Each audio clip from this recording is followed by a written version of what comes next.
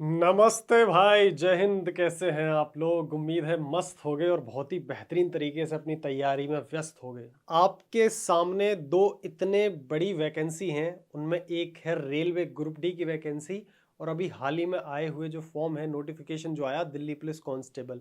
इन दोनों का एग्ज़ाम एक महीने के लगभग लगभग अंतर पर है और दोनों ही मैं कहूँगा कि अपने आप में ज़बरदस्त जॉब है।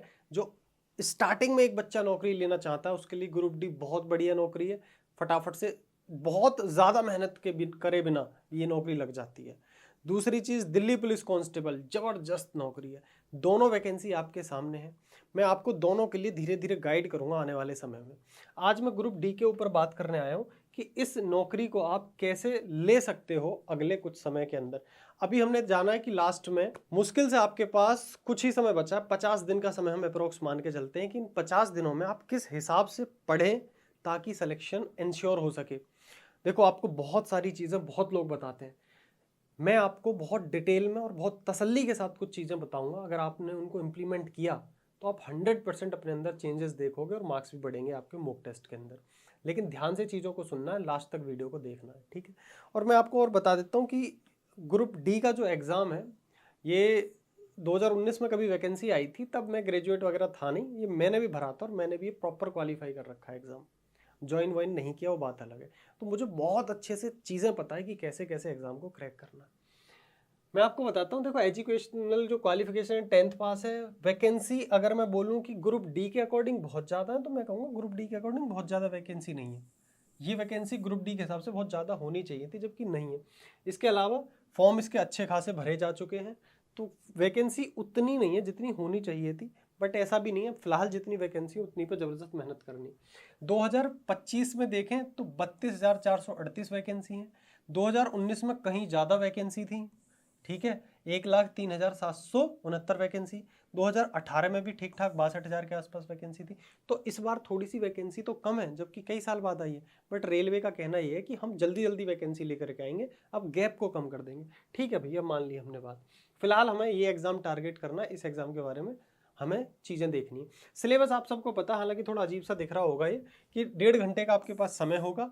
साइंस 25 नंबर की, मैथ 25 नंबर की, जो रीजनिंग है वो 30 नंबर की, और जीके जो आएगी आपकी 20 नंबर की आएगी। टोटल 100 क्वेश्चन आएंगे। इस तरीके का आपका सिलेबस है। मैं आपको इन डेप्थ बताऊंगा जो आपको करना होगा। ये सब आप जानते हो, फिजिकल इफिशियंसी टेस्ट बहुत मुश्किल नहीं होता, लेकिन इसमें एक अलग चीज़ होती है जिसे देख के डर लगता है लेकिन आसान होता है। वो क्या होता है, इसमें वजन उठा के भागना होता है थोड़ी देर के लिए। जैसे मैं मेल कैंडिडेट की बात करूं तो 35 किलो वजन उठा करके 100 मीटर कवर करना होता है 2 मिनट के अंदर।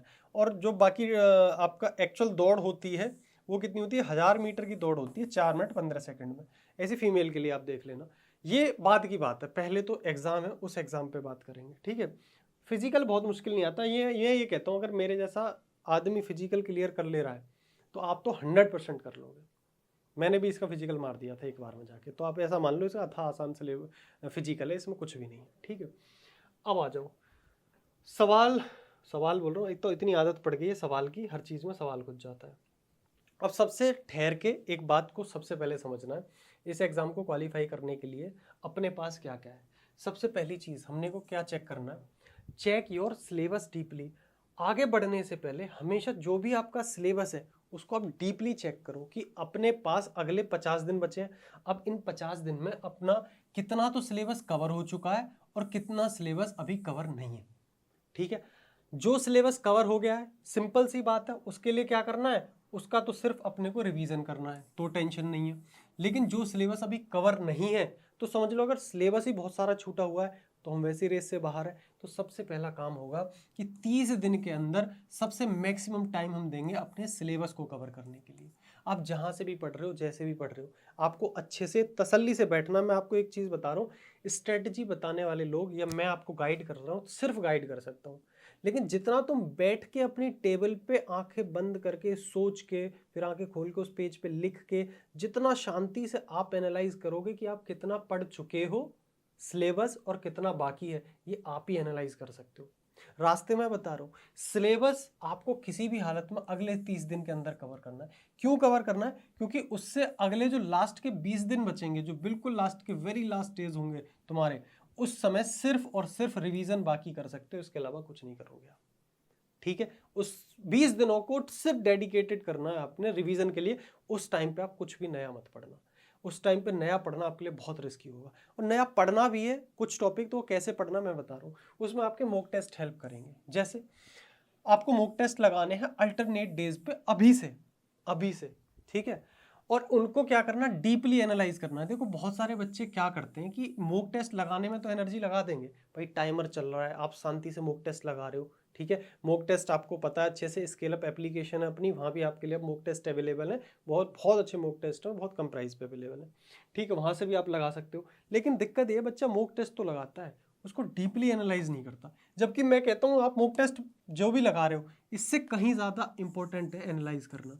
आप जितना मॉक टेस्ट को एनालाइज करोगे उतना अगला मॉक टेस्ट अच्छा हो जाएगा। जितना पिछले को एनालाइज करोगे उतने में अगले में मार्क्स बढ़ने की संभावना होगी। लेकिन एनालाइज करना जरूरी है, कहाँ पर गलती है कहाँ पर नहीं। अब जब भी आप एनालाइज करोगे तो आपके सामने दो चीज़ निकल के आएंगी। कुछ क्वेश्चन ऐसे आएंगे जिनसे पता चलेगा यार ये टॉपिक तो मेरे लिए बिल्कुल नया है, मैंने कुछ देखा ही नहीं है ऐसा, इसका मतलब आपका वो छूटा हुआ है। दूसरा एक ऐसा आएगा कि हाँ यार कहीं कहीं ऐसा लग रहा है ये वाला क्वेश्चन पढ़ा तो था पर याद नहीं आ रहा। तो आप दो सेगमेंट में चीज़ों को बांट सकते हो कि ये वो चीज़ है जहाँ मुझे रिवीजन की ज़रूरत है, जहाँ आपको लग रहा पढ़ा तो था याद नहीं आ रहा। तो आप जो भी टॉपिक है उस टॉपिक को एक छोटे से क्वेश्चन से मान लेते हैं, चंद्रगुप्त मौर्य के टॉपिक से कोई सवाल आया, ठीक है। आप क्या करोगे, चंद्रगुप्त मौर्य को डीप स्टडी कर लोगे, फटाफट से रिवाइज कर लोगे जहाँ से भी आप पढ़ रहे हो, ठीक, आपके नोट्स से।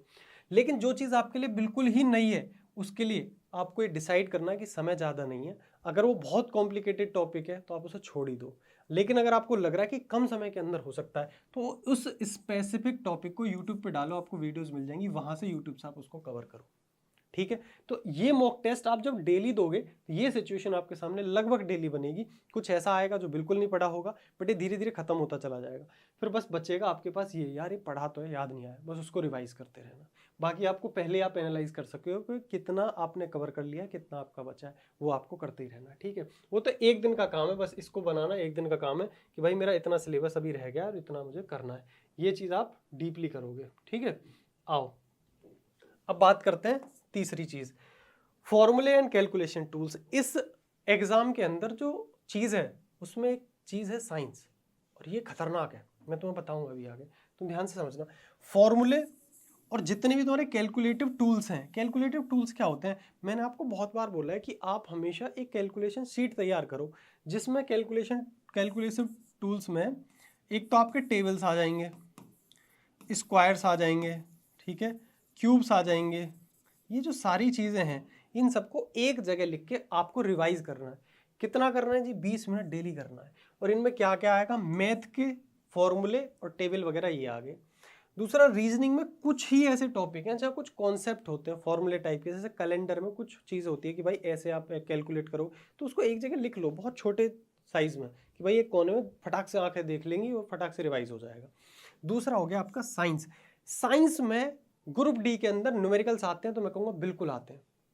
तो आपको कुछ खास ही चैप्टर हैं, जैसे इलेक्ट्रिकल्स करके या इलेक्ट्रॉनिक्स, जो पता नहीं क्या चैप्टर मुझे याद नहीं है, वो चैप्टर है। इसके बाद तुम्हारा एक चैप्टर था लेंस वाला जो चैप्टर है, ठीक है, कॉन्वेक्स और कॉनकेव लेंस, उसमें भी न्यूमेरिकल बन जाता है। तो कई जगह ये 2-4 चैप्टर ऐसे हैं फिजिक्स के, बेसिकली साइंस के अंदर, जहाँ से न्यूमेरिकल बन सकते हैं। तो उन जो फॉर्मूले हैं ना स्पेसिफिक, उन्हें एक खोपचे में लिख लो। और वो जो चीज़ मैं बोल रहा हूँ कि ये रेडी कर लो, क्या रेडी कर लो, जितने भी फॉर्मूले और कैलकुलेटिव टूल्स हैं उन्हें एक पेज के ऊपर लिखो और उन्हें 20 मिनट रिवाइज कर लिया करो डेली। उसमें आपके टेबल भी आ गए, स्क्वायर भी आ गए, रीजनिंग की भी चीज़ आ गई, फिजिक्स की भी चीज़ आ गई। तो जितनी भी ऐसी चीज़ें वो सब होगी। इस पेज से मैंने आपको बहुत कुछ बताया। इस पेज को आप एक जगह लिख लो। पता नहीं आज मेरी टंग को क्या हो रखा है, बहुत जगह, छोड़ो, बात आ गई समझ में। इससे आपको ये सारी चीज़ें सीखनी। इसके बाद मैं आपको बताता हूँ कुछ चीज़। आओ अब बात आ गई भैया चौथे नंबर की। अब मैंने इससे पिछले भी बोला था कि इस पेपर में सबसे ज़्यादा गेम चेंजर साबित होगी साइंस। साइंस का बहुत बड़ा रोल है। होता क्या है कि जनरली सरकारी नौकरी की तैयारी करने वाले जो बच्चे होते हैं वो साइंस को बहुत इग्नोर करके चलते हैं, क्योंकि हर एग्जाम में स्पेसिफिक नहीं आती। इस एग्जाम में स्पेसिफिक आती है 25 नंबर की। तो इस एग्जाम में आपको इसको इंपॉर्टेंस देनी पड़ेगी। और पता नहीं तुम इसको अपॉर्चुनिटी की तरह क्यों नहीं लेते। अगर तुम मान लेते हैं जीके है, जीके को अगर आप देखोगे भले ही पहली बात तो 20 नंबर की आ रही है, लेकिन सिलेबस बहुत बड़ा है इस जीके का। लेकिन अगर तुम साइंस को देखोगे तो सिलेबस बहुत बड़ा नहीं है। अगर तुम थोड़े से एग्रेसिव होके तुम सोचो कि मैं 15 दिन में साइंस खत्म कर दूंगा, तो 100% आप 15 दिन में साइंस निपटा दोगे। इतना कॉम्पैक्ट सिलेबस है साइंस का। तो साइंस तो आपके लिए एक अपॉर्चुनिटी है, स्कोरिंग सब्जेक्ट है। तो इसलिए मैं बोल रहा हूँ साइंस गेम चेंजर है। दो ही तरीके की चीज बनेगी साइंस में पेपर में, या तो आपसे वो वन लाइनर क्वेश्चन पूछ लेगा, क्या पूछ लेगा, वन लाइनर, ठीक है, या बनेंगे न्यूमेरिकल। दोनों पे अपनी अच्छी कमांड देख लो, इसके जितने फॉर्मूले एक पेज पे लिख लो, वन लाइनर को आप फैक्ट की तरह रटते रहो या थोड़ा थोड़ा समझते रहो, बस सिंपल है। साइंस में ऐसा कोई बहुत बवाल नहीं आएगा, सिलेबस कम है, स्कोर ज़्यादा कर पाओगे। इसलिए साइंस हो गई, मैथ हो गई और रीजनिंग हो गई, मैंने यहाँ भी लिखा है। इन तीनों को घोट के पी जाना, 80 नंबर का मैटर बैठेगा तुम्हारा यहाँ से, 100 में से 80 नंबर इन तीन से बनने हैं। और तीनों ही स्कोरिंग सब्जेक्ट है, बढ़िया, इन पे कमांड बनाओ। अब मैं जीके के लिए क्या बोलता हूँ कि अगर आप बहुत ज़्यादा समय दे रहे हो जीके के लिए, तो जीके के लिए बहुत समय ना दे करके आप बाकी इन्हीं 3 सब्जेक्ट को ज़्यादा समय दो। ये आएगी 20 नंबर की और आपको फंसाएगी बहुत ज़्यादा, ठीक है। आपके पास अगर पूरा सब कुछ कवर है तो जीके को टाइम दो। अगर लग रहा है कि पहले साइंस छूटा हुआ है, मैथ छूटा हुआ, तो पहले आप वहाँ ज़्यादा टाइम दो। इसके बाद जैसे मैं बात करूँ, मैंने यहाँ लिखा बैलेंस द जीके। यार रट्टा वट्टा मत मारना, जान मत लगाना ज़्यादा। जीके को 3 पार्ट में आप बांट सकते हो, या तो थ्योरी आती है आपके हाथ में, या स्टैटिक जीके, या आती है करंट अफेयर, ठीक है। अब इसको कैसे करना है, देखो करंट अफेयर के लिए मैं पहले बता देता हूँ कि आप हमेशा वीकली या मंथली करंट अफेयर पढ़ना, डेली मत पढ़ना।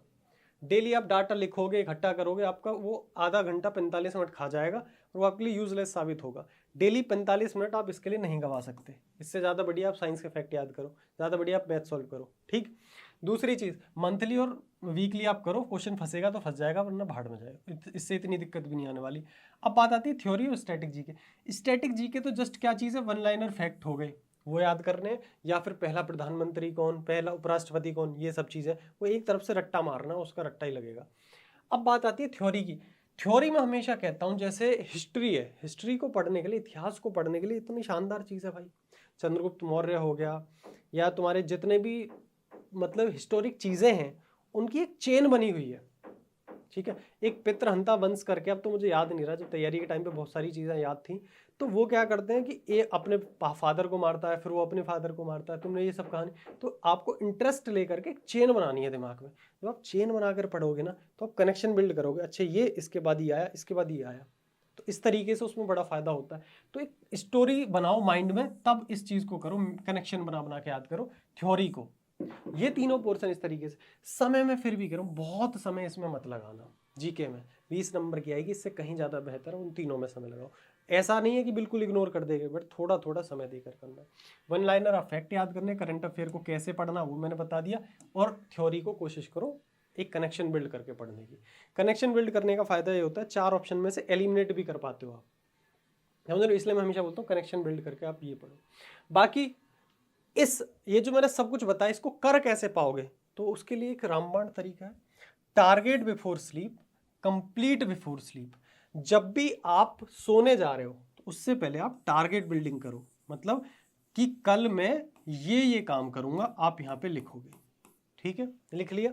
इसके बाद कंप्लीट बिफोर स्लीप, जब आप अगले दिन सोने जा रहे हो, तो उस पर चेक बॉक्स लगाओ कि हाँ जी ये भी हो गया, ये भी हो गया, ये भी हो गया, ये भी हो गया। अब एक चीज बता रहा हूं, जो इंसान ये बना करके इस पे टिक मार देगा, वो सिलेक्शन ले गया 100%, कोई नहीं रोक सकता। समझदारी, ये बनाना कैसे, इस पे डिपेंड करेगा। भाई ये टॉपिक मैंने नहीं पढ़ा, मूक टेस्ट दिया, नहीं समझ में आया, लिख लिया कि अगले दिन ये पढ़ना है, ऐसे पढ़ना है। इसको बनाना भी कला है, लेकिन इसको कंप्लीट करने में मेहनत लगेगी। बस इसके बीच में आपका 100% सिलेक्शन रुका हुआ है, ये ध्यान रख लेना आप। इतना काम करो, बाकी मिलता रहूँगा, दोबारा आकर के भी चीज़ें गाइड करूँगा। इस वीडियो को देखो, वीडियो देखने के लिए तुम्हें यूट्यूब पे बहुत मिल जाएंगी। एक वीडियो तुम्हें बदलने के लिए पर्याप्त है, अगर तुम सीरियस लोगे, चीज़ें समझ में आएगी। स्क्रीनशॉट ले लेना, मैं वैसे भी साइड हट जाऊँगा, इसका भी स्क्रीनशॉट ले लेना, और पिछले वाले पेज का भी स्क्रीनशॉट ले लेना, और फॉलो भी करना है, सिर्फ स्क्रीनशॉट लेके मत रख लेना, ठीक है। तब तक के लिए टाटा बाय बाय, नमस्कार भाई। मौके अगर हाथ से निकल गए तो बाद में सिर्फ पछताते हैं लोग, और कुछ नहीं होता, ठीक है। आपके जब पड़ोसी नौकरी लग जाता, आप नहीं लग पाते, बहुत दर्द होता है। इसलिए मैं बोल रहा हूँ, थोड़े दिन की बात है, अगर 2-3 महीने की मेहनत आप कर लो, दिल्ली पुलिस भी आने वाला है, ग्रुप डी भी आ रहा है आपका, तो कुछ समय की मेहनत आपको कहीं से कहीं लेके पहुंच सकती है। इसलिए थोड़ा सा ठहर के काम करने की ज़रूरत है, ध्यान से तसल्ली से, कहीं भटकना मत, कोई सोशल मीडिया यूज़ मत करना, कुछ मत करना। कम से कम 8 घंटे की सिटिंग जरूर देना। बिल्कुल पेपर सामने है, सब कुछ भूल के सिर्फ पढ़ाई करो। तब तक के लिए टाटा बाय बाय, नमस्कार। मिलता हूँ अदर वीडियोज़ में।